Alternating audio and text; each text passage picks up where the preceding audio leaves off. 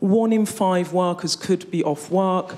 Your document says in worst case scenario, the police might have to be redeployed just to deal with serious crime and maintain public order. Will you draft in the army if necessary? And can you promise citizens that in the midst of all this, you can keep them safe? Thank you.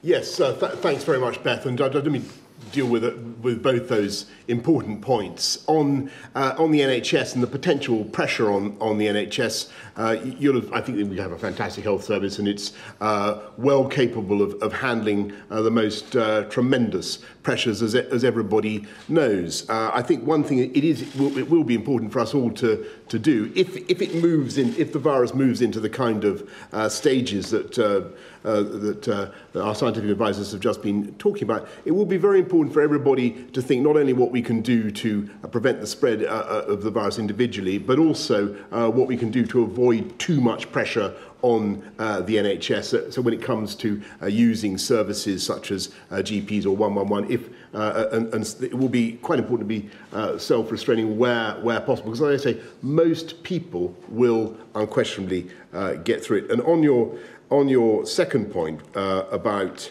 the police and the army and back, there are long-established plans by which the police will, obviously they will keep the public safe, but they will prioritise those things that they have to do, and the army is of course always ready to backfill as and when, but that is under the reasonable worst case scenario. I'm very glad to be joined this morning by the government's Chief Medical Officer and Chief Scientific Advisor.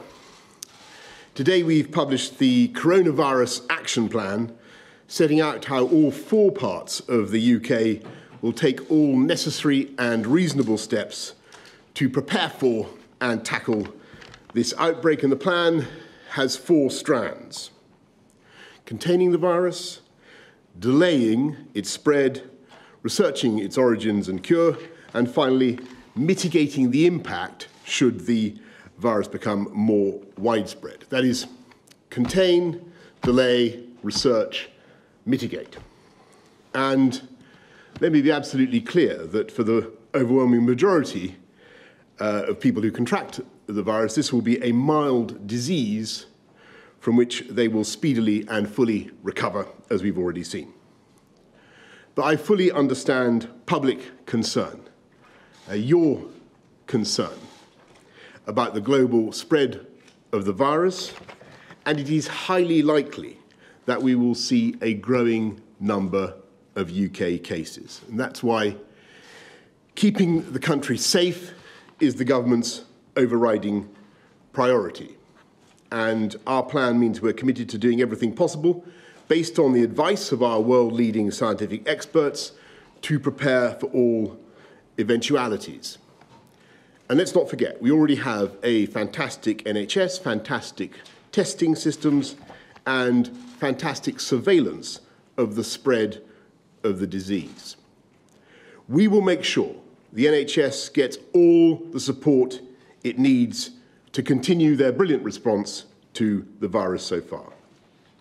The plan does not set out what the government will do. It sets out the steps that we could take at the right time and on the basis of the scientific advice. Our country remains extremely well prepared, as it has been since the outbreak began in Wuhan several months ago.